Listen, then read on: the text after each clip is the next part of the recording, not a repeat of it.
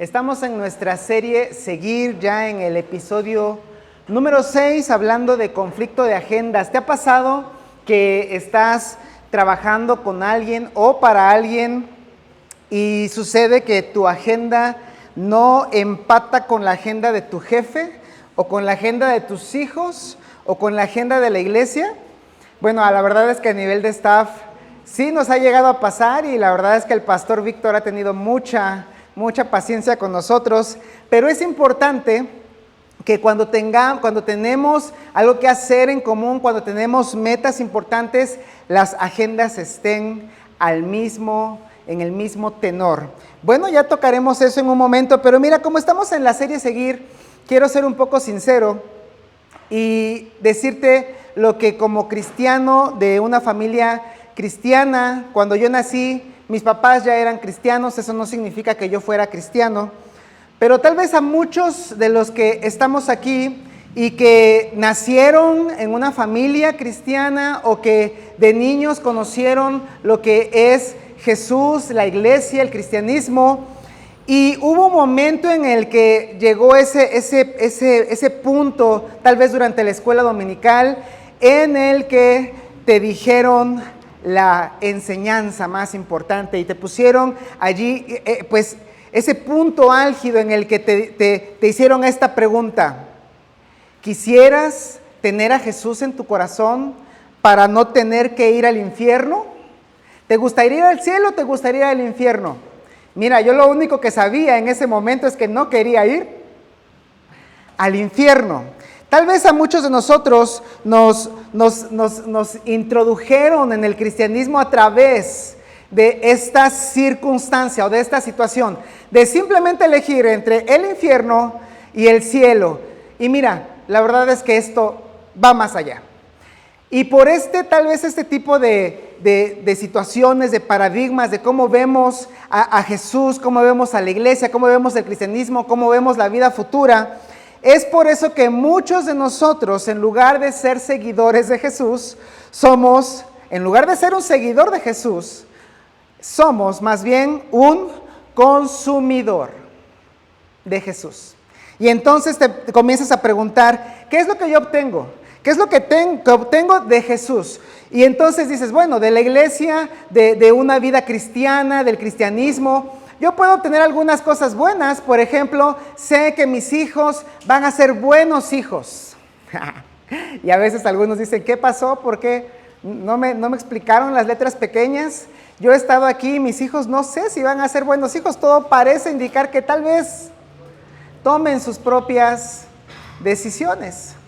Otros dicen, bueno, es que yo quiero seguir a Jesús o quiero estar dentro de la iglesia para poder tener puras cosas buenas, que me pasen cosas buenas y que jamás me pasen a mí cosas malas, porque se supone que a las personas malas les pasan cosas malas y a las personas buenas les pasan cosas buenas. ¿Qué puedo obtener? ¿Qué hay para mí? Esa es la mentalidad de un consumidor más que de un seguidor.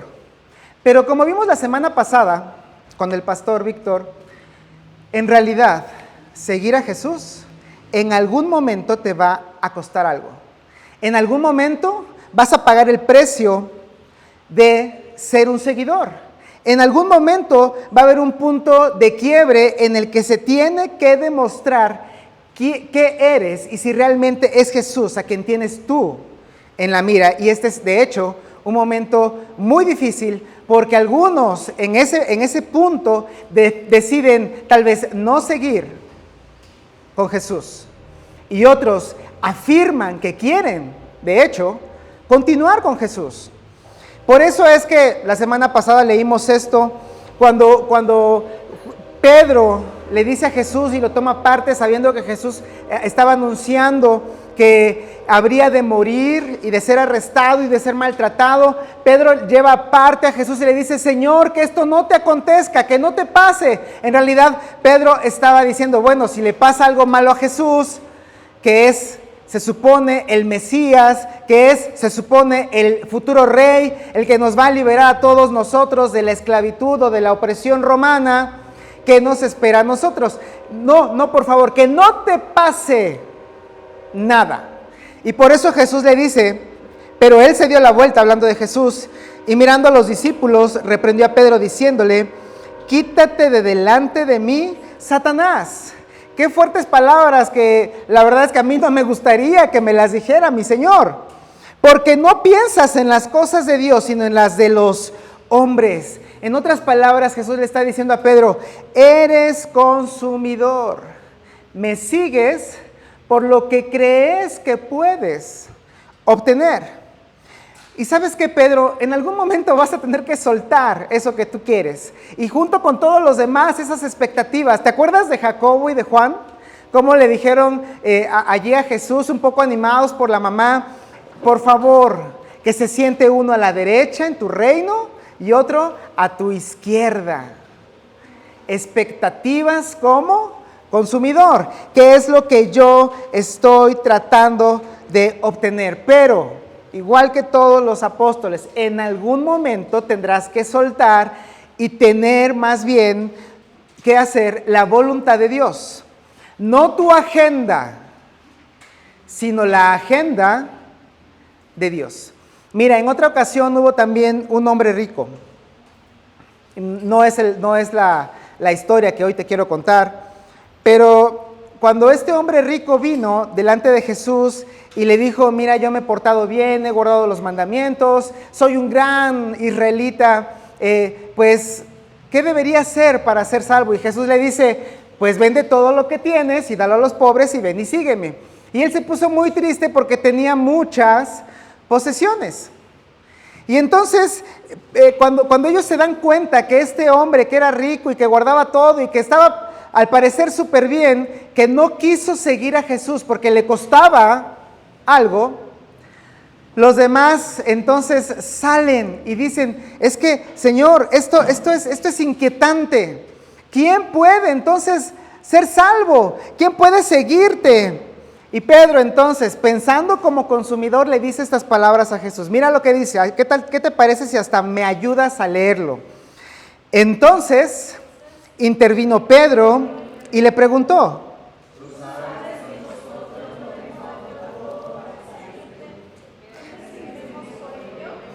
¿qué recibiremos por haber dejado todo y por seguirte? Porque recuerda, Jesús, yo dejé mi negocio familiar de la pesca. Recuerda que Jacobo y Juan dejaron a su papá. Y es verdad, lo habían dejado todo por seguir a Jesús. ¿Y qué vamos a recibir? Esa es la pregunta de Pedro. Y de hecho Jesús les contesta. Creo que les contesta favorablemente esta pregunta. Pero llega ese momento, como te lo dijimos la semana pasada, llega ese momento de quiebre. Porque tiempo después, cuando arrestaron a Jesús, tiempo después, cuando las cosas se pusieron feas, tiempo después, cuando una noche la forma en la que estaban acostumbrados a que pasaban las cosas y cómo interactuaban con Jesús, y ya sabían que se iba a celebrar la Pascua y que iban a ir a orar a un jardín, a un huerto, sabían que todo esto era normal. Pero ¿qué tal cuando llegaron esos soldados? ¿Qué tal cuando arrestaron a Jesús? ¿Qué tal cuando sabían que esto iba a desencadenar en problemas religiosos y, de hecho, políticos? Cuando esto sucede, ¿sabes qué pasó? Todos huyeron. Todos abandonaron a Jesús. En otras palabras, dejaron de seguirlo. Y esto que quiero decirte, mira, lo quiero decir para los que se consideran cristianos, pero también lo quiero decir para quienes no se consideran cristianos. Mira, seguir a Jesús es un proceso. Seguir a Jesús es como una jornada en el que avanzas, a veces te caes, a veces retrocedes, a veces tienes dudas. Es importante que sepas que estas personas en este instante, los seguidores de Jesús, dejaron de seguirlo por el miedo. Pero también quiero decirte que cuando todo esto cambió, porque cambió, Jesús, tú lo sabes, acabamos de pasar hace un mes por este tiempo de lo que se dice Semana Santa, tú sabes que Jesús resucitó. Y estas personas que en este momento parecen cobardes, de hecho fueron cobardes y abandonaron a Jesús, cuando vieron a Jesús resucitado, cuando vieron que Jesús era quien dijo ser, cuando vieron que todas las cosas que Él había hecho, las había hecho con fundamento y demostró que efectivamente es el Hijo de Dios y por tanto Dios, y que si Él resucitó de los muertos, podía hacer con ello todas las cosas que había prometido hacer, entre ellas perdonar pecados y darnos una vida futura y darnos en esta tierra una vida mejor, en ese momento confiaron para siempre y no volvieron a dejarlo de seguir. De hecho, es impactante que estas personas ahora ya no dejaron de seguir a Jesús. Ya no estaba Jesús, Jesús había sido enviado al cielo, pero dieron sus vidas, arriesgaron sus vidas, hicieron todo lo necesario, vertieron sus propias vidas para que hoy, 2000 años después de ellos, tú y yo pudiéramos tener conocimiento de Jesús y pudiéramos de hecho seguir a Jesús. Qué interesante es que estos hombres y estas mujeres que en este momento dejaron de seguir por miedo, en adelante, al ver a Jesús resucitado, decidieran seguirlo para siempre. Lo que sí quiero contarte hoy es acerca de Judas Iscariote. ¿Y por qué quiero contarte de Judas Iscariote? Porque Judas era uno más de los que inicialmente siguieron a Jesús. De hecho, tuvo la misma experiencia que los otros 11. O sea, él vio cómo Jesús caminó sobre el mar. Él vio cómo Jesús alimentó a 5,000 personas cuando multiplicó 5 panes y 2 peces. Él observó cómo Jesús pues sanó milagrosamente a muchos enfermos, y él vio también cómo resucitó, de hecho, Lázaro. No sé si lo estás viendo, pero Judas tuvo la misma experiencia que los demás. Sin embargo, tenía una actitud totalmente diferente. Judas veía a Jesús no como alguien a quien seguir, sino alguien de quien servirse, porque su mentalidad era de consumidor y no de seguidor. O sea, Judas veía a Jesús como un medio para un fin. Y cuando estas cosas comienzan a suceder en el huerto de Getsemaní, donde Jesús va a orar, y que todo esto nosotros sabemos que Él lo entregó, se sucede porque tiempo antes en Betania había sucedido algo que fue como la gota que derramó el vaso, y el punto en el que Judas decidió hacer lo que quería hacer. Allí en Betania es donde vemos a Judas que tiene una agenda que no empata con la agenda de Dios, y como la agenda de Dios no empata con esa agenda de Judas, él tiene que hacer o quiere hacer lo que hizo. Y quiero decirte algo importante. Es como si todos tuviéramos un Judas dentro. Es como si todos tuviéramos un poco de Judas. ¿Sabes por qué te lo puedo decir? Por cómo tratamos a Dios. ¿Cómo tratas a Dios? ¿Tienes una agenda y quieres que Dios vaya con tu agenda? Y cuando ves que tu agenda no empata con la agenda de Dios y tienes que elegir, ¿prefieres hacer o que se lleve a cabo tu agenda? ¿Eres de esos que cumplen lo mínimo para Dios? Bueno, voy a hacer un checklist. Ya fui a la iglesia, ya oré, ya leí mi Biblia. Entonces, Dios, como ya hice todo esto, deberías de darme muchas bendiciones. Mis hijos deberían de estar bien, mi trabajo debería de ir bien, puedo faltar a la iglesia porque me voy a ir de vacaciones. Esa era la actitud de Judas. Porque honestamente a veces tenemos una actitud de consumidor y no de seguidor. Porque en algún momento nuestras agendas chocan con la de Dios. Es decir, la voluntad de Dios no es tu voluntad. De hecho, esto lo tenemos en común todos. Mi voluntad, la voluntad de Dios. Y por eso es que la semana pasada dijimos que tenías que sentir eso, ese punto en el que tienes que decidir si hacer tu voluntad o la voluntad de Dios. Entonces esto es lo que sucedió en Betania. ¿Qué te parece si lo leemos? Estando Jesús en Betania, vamos a leerlo juntos, en casa de Simón el leproso, trayendo un frasco de alabastro con perfume de gran precio. Mira, no sabemos exactamente quién era este Simón el leproso. Algunos piensan que era Lázaro, otros piensan que era el Simón que se menciona, o un fariseo que se menciona en otras partes también, algo muy parecido. Lo que sí sabemos es que esta era una comida especial, era una invitación especial. Había gente allí mismo en la casa de este Simón el leproso, pero vino una mujer que trajo algo que a lo mejor hoy no nos imaginamos, que era un frasco hecho de piedra transparente, algo así como mármol, más bien es alabastro, no es mármol. Dentro de él una serie de aceites esenciales que funcionaban como un perfume. ¿Y sabes qué hizo con eso? Y lo derramó sobre la cabeza de Jesús mientras estaba sentado a la mesa. Y al verlo, sus discípulos se indignaron. Los discípulos comenzaron a decir, ¿qué es esto?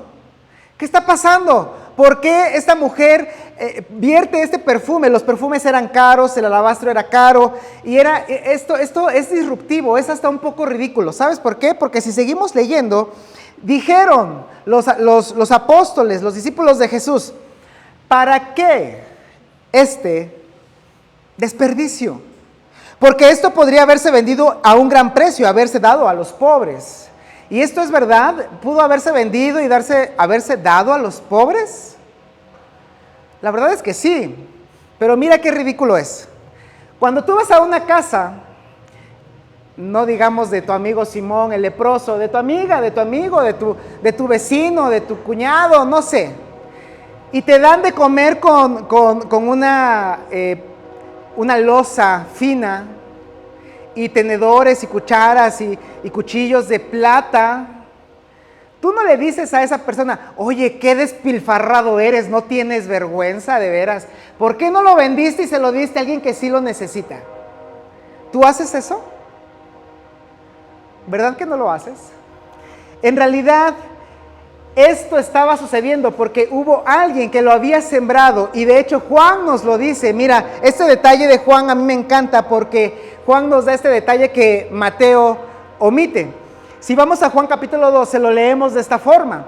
Pero uno de los discípulos, que se llamaba Judas Iscariote, y que después traicionaría a Jesús, dijo, mejor se hubiera vendido este perfume. ¿Sabes quién sembró en la mente de los demás que eso era un despilfarro, que debía haberse vendido, que los pobres, oye, los pobres, no, ¿cómo puede ser esto posible? Mira, Juan, y luego fue con Tomás, oye, Tomás, ¿cómo ves esto? Está muy mal.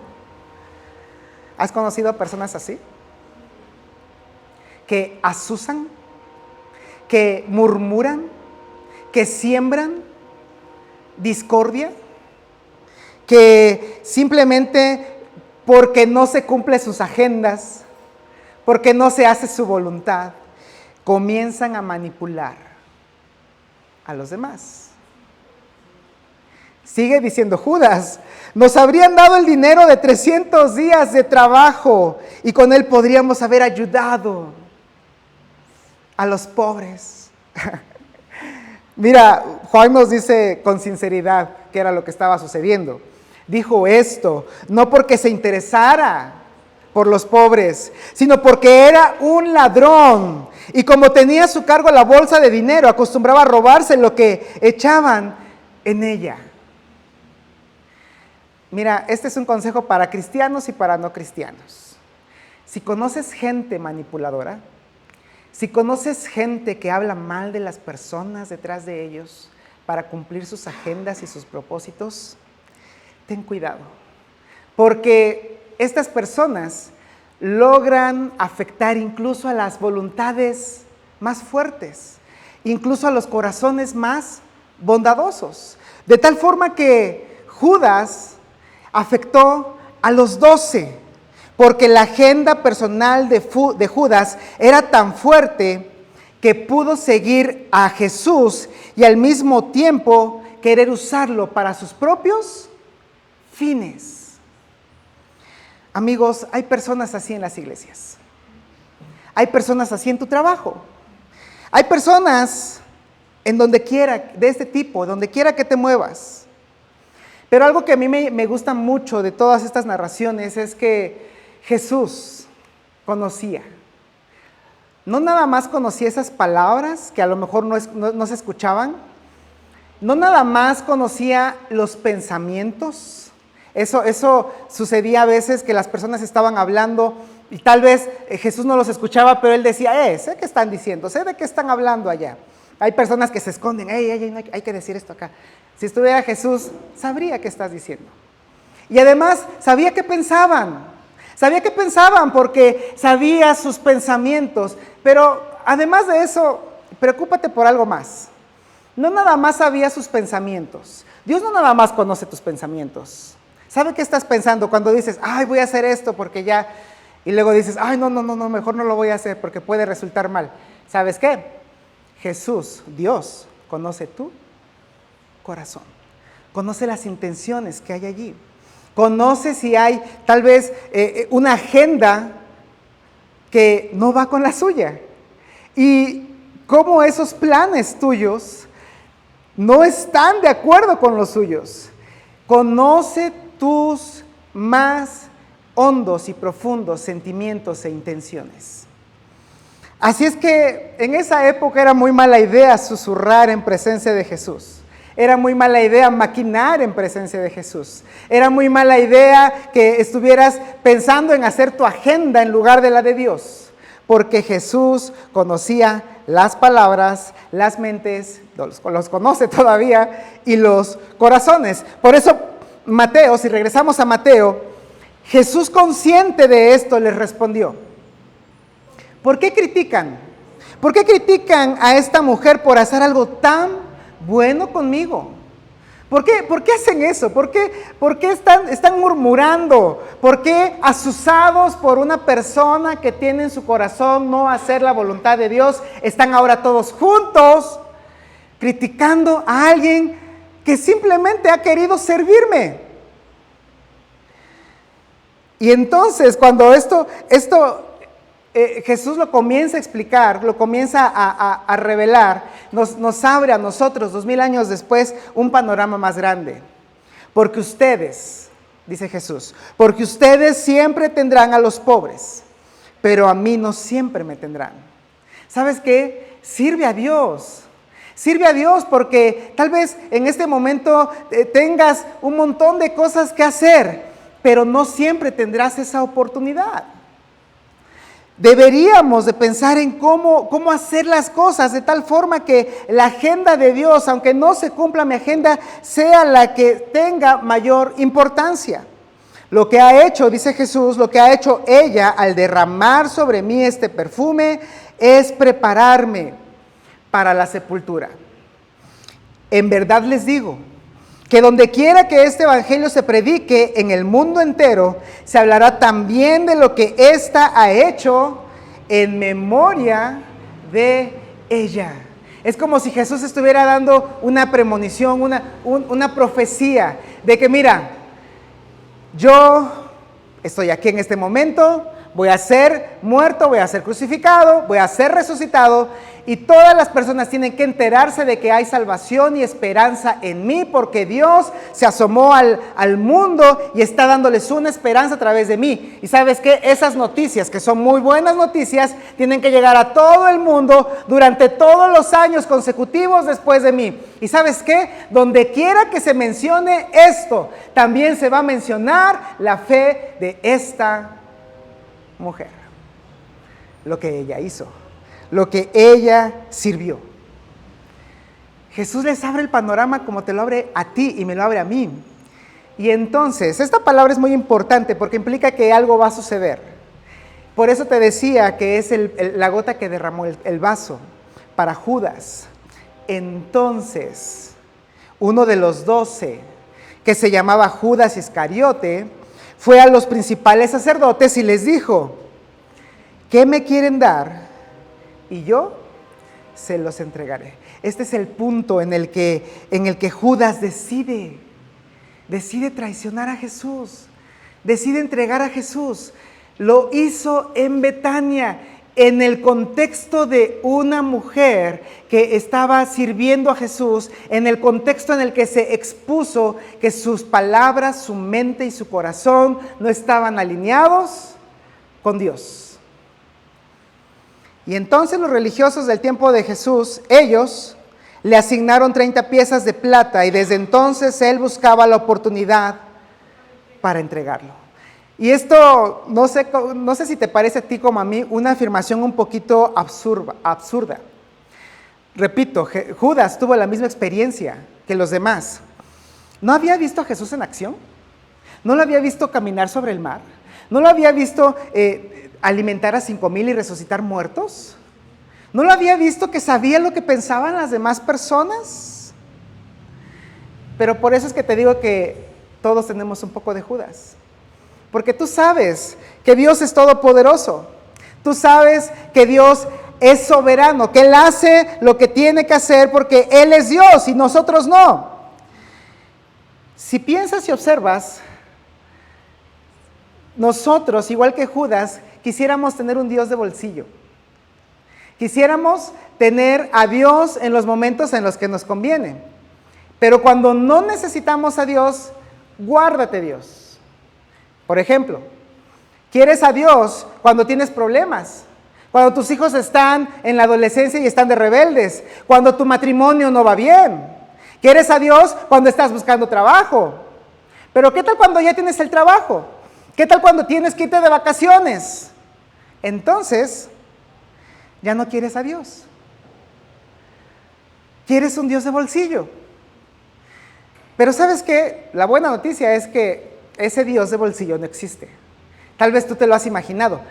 Y ese era el Dios de Judas. El Dios que tiene que hacer lo que yo quiero. El Dios que está a mi servidumbre. El Dios al que si yo le presento mi agenda y Él tiene otra agenda, debería de hacer mi agenda. Pero ese no es el Dios ni del Antiguo Testamento ni del Nuevo Testamento. Ese no es el Dios al que Jesús vino a revelar. Sin embargo, sí te puedo decir que era el Dios, con D minúscula, el Dios de Judas. Y Judas estaría a punto de descubrir una verdad que para muchos de nosotros, espero, no deberíamos de descubrir con dolor. Porque la gran mayoría de nosotros descubrimos esta verdad en medio del dolor. Yo espero que no esperes a que eso te suceda como le sucedió a Judas. Y esta es la verdad que descubrió Judas y que tú y yo deberíamos saber, que es una verdad universal. La mano de Dios no se puede forzar, ni su voluntad se puede frustrar. Ojalá que lo aprendas por las buenas. La mano de Dios no se puede forzar, ni su voluntad se puede frustrar. Muchos nos preguntamos, ¿por qué Judas hizo lo que hizo? Mira, si observas todas estas cosas y lees todos los evangelios, la respuesta más convincente y la evidencia nos dice que Judas quería acelerar el proceso de lo que todos daban por sentado.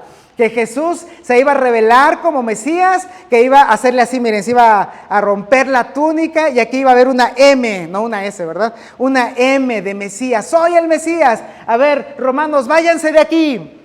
Ahora yo soy el rey y voy a regir con vara de hierro. Eso era lo que todos pensaban. Y eso era lo que quería acelerar Judas.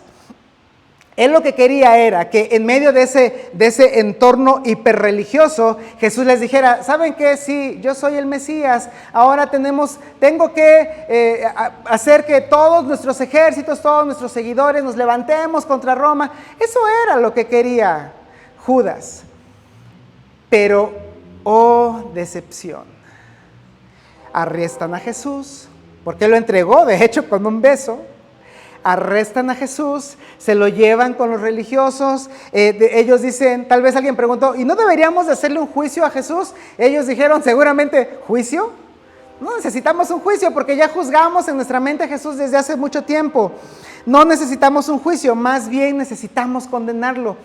Y cuando ellos, haciendo uso del aparato político, se llevan a Jesús ante el gobierno romano, Judas tiene que aceptar que se le salió de las manos. Al amanecer, dice Mateo, al amanecer, hablando de cuando ya estaba arrestado Jesús, todos los principales sacerdotes y los ancianos del pueblo tomaron consejo contra Jesús para entregarle a muerte. ¿Ves cómo esto se está saliendo de las manos de Judas? Y después de atarlo, lo llevaron y lo entregaron al procurador Pilato. Se sale de sus manos, se sale de su control. Él sabe que esto se está poniendo muy mal, porque mientras los religiosos no tienen poder para matar a alguien, los romanos sí tienen ese poder. Así es que, aunque él quería que Jesús fuera juzgado, castigado, arrestado según la ley de los judíos, ahora más bien él, Jesús, está a expensas de lo que dicte más bien el imperio romano. Judas se da cuenta que en este momento la vida de Jesús pende de un hilo y que lo más seguro es que fuera crucificado. Por eso, entonces Judas, el que le había entregado, al ver que era condenado, sintió remordimiento y devolvió las 30 piezas de plata a los principales sacerdotes y a los ancianos, diciendo, yo he pecado entregando sangre inocente. Pero ellos dijeron, ¿qué nos importa a nosotros? Es asunto tuyo. Tal vez igual que Judas en este momento tú has sentido esa parte de arrepentimiento y has dicho tal vez, ¿cómo quisiera regresar el tiempo? Tal vez en ese momento Judas quería regresar el tiempo al momento en el que hizo ese trato con los religiosos y no haber pactado, no haber entregado a Jesús. Pero ¿sabes qué? El tiempo no regresa. Hay decisiones que tú tomas, hay acciones que haces, que aunque quieras regresar el tiempo, amigo, amiga, hermano, hermana, el tiempo no regresa. Así es que el mundo de Judas se cerró. ¿Y qué hizo? ¿Qué te parece si lo leemos?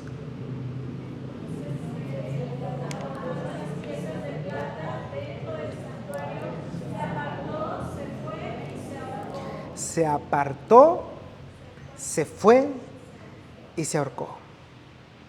Hay decisiones que no se pueden cambiar, pero hay decisiones que tú puedes tomar y que en realidad, aunque no se pueden cambiar, puede haber perdón. Para Judas esto fue imposible, se cerró su mundo y esto hizo que tomara esta trágica decisión, la trágica decisión previa, y el peor pecado que cometió fue entregar a Jesús una sangre inocente, pero ahora ha terminado con su propia vida. Y luego la actitud de los religiosos del tiempo de Jesús, y por eso invitamos mucho a que no seas religioso, no seas religiosa, no te estamos invitando a una religión, y si hay cristianos aquí que de hecho son religiosos o religiosas, te invitamos a que te arrepientas de eso. Porque aquí está la expresión de hipocresía religiosa más grande que yo veo en el Nuevo Testamento. Mira, los principales sacerdotes tomando las piezas de plata dijeron, no es lícito ponerlas en el tesoro de las ofrendas porque es precio de sangre. y habiendo tomado acuerdo, compraron con ellas el campo del alfarero para sepultura de los extranjeros. Por eso aquel campo se llama campo de sangre hasta el día de hoy. Prefirieron continuar con su religiosidad en lugar de saber que si era una sangre inocente, no haber hecho lo que hicieron. Amigos, las personas que estaban a cargo de la espiritualidad de todo un pueblo se juntaron para murmurar, para hacer invenciones, para levantar falsos y para matar a la única persona, al único hombre que nunca hizo nada malo. Así que Judas se ha ido, Jesús ha sido arrestado por Roma, ha sido juzgado por Roma, ha sido crucificado por Roma, pero aún así, recuérdalo por favor, la mano de Dios no se puede forzar, ni su voluntad se puede frustrar. ¿Por qué te lo digo? A pesar de esta decisión tan fea de Judas, tan horrible, sin esta decisión, tu salvación y la mía no serían posibles.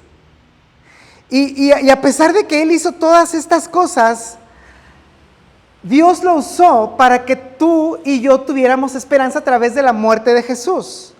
No es como si la mano de Dios no se pudiera forzar y su voluntad no se pudiera frustrar.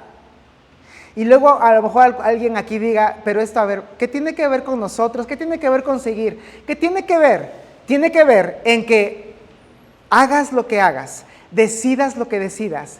La voluntad de Dios se va a hacer. Y lo que te conviene a ti y lo que me conviene a mí es que aunque tengas planes diferentes, aunque tu voluntad sea diferente a la voluntad de Dios y tu agenda sea diferente a la voluntad de Dios, te rindas. Que te rindas y que en lugar de tener ese conflicto con Dios de voluntades, digas que más bien puedes hacer lo contrario, es decir, abandonarte a ti mismo, negarte a ti mismo. ¿Te acuerdas cómo lo presentó el pastor Víctor la semana pasada? Ese punto neurálgico en la vida, en donde lo que deberás o no hacer se sentirá como un imperativo moral. O sea, vas a sentir, a ver, ¿debería de ir a este lugar o no debería de ir a este lugar? ¿Debería ser, chavos, novio de esta persona o no? ¿Debería de contestar ese mensaje o recibir esa llamada o no? ¿Debería romper esta relación? ¿Debería no ir hacia donde estoy yendo y encaminándome? Porque también lo que deberías hacer o no hacer se sentirá como una muerte. Tal vez tengas que dejar ir al amor de tu vida o al que piensas que es el amor de tu vida. Tal vez tengas que dejar ir la oportunidad de tu vida, el empleo de tu vida. Tal vez renunciar al sueño que siempre quisiste. Va a ser un momento decisivo. Esos momentos cuando descubres quién eres realmente. Si eres un seguidor de Jesús o si eres simplemente un consumidor de Jesús. Así es que cuando dibujamos todo esto, lo que un seguidor de Jesús debería decir es esto. Mira, ve esta sentencia. Dios, quiero lo que tú quieres más que lo que yo quiero. Porque mi agenda y tu agenda no empatan, pero mi agenda no importa. Mi voluntad y la tuya no empatan, pero mi voluntad no importa. Quiero querer lo que tú quieres más de lo que yo quiero. Y tal vez para ti es difícil, como para mí es difícil. ¿Sabes cómo puedes empezar? Empieza así. Dios, Padre Celestial, quiero querer lo que tú quieres más de lo que yo quiero. Ayúdame a quererlo. Deberías tener esta oración en tu mente y en tu corazón. Quiero querer. En este momento no quiero, Dios. En este momento me ganan mis ganas de hacer lo contrario, de cumplir mis deseos egoístas. Pero ayúdame a querer, yo también querer más hacer tu voluntad que la mía. Mira, si Judas pudiera levantarse y estar aquí, estaría totalmente de acuerdo con esta frase. Dichoso, feliz, bienaventurado, el que elige hacer la voluntad de Dios en lugar de intentar imponer su voluntad a Dios. Porque recuerden, amigos, la mano de Dios no se puede forzar, ni su voluntad se puede frustrar. ¿Qué te recomiendo? Sigue a Jesús. Y cuando haya puntos así difíciles, sigue a Jesús. Y cuando te des cuenta que tu voluntad y la de Dios es diferente y que tu agenda y la tuya son diferentes, sigue a Jesús. Y recuerda que seguir implica negarte a ti mismo. Te conviene. Te darás cuenta después que es mejor a la manera de Dios que a tu manera. ¿Qué te parece si oramos? Padre, gracias porque sin duda tú eres bueno. Gracias por habernos dado estos escritos, gracias por habernos dado también esta forma de ver las cosas y cómo Judas puede ser cualquiera de nosotros. Por favor, Señor, ayúdanos a que todo lo que hoy recibimos, todo lo que hoy entendimos, caiga no nada más en nuestra mente, sino en nuestro corazón, y que seamos lo suficientemente valientes para hacer algo al respecto. Ayúdanos en esos momentos difíciles, en esos momentos álgidos, en esos momentos críticos en los que se define si somos tus seguidores o consumidores. Gracias por todo lo que haces por nosotros. Gracias por tu Hijo Jesús y gracias por todas las personas que nos escuchan, porque te pedimos todo esto en el nombre de tu amado Hijo. Amén.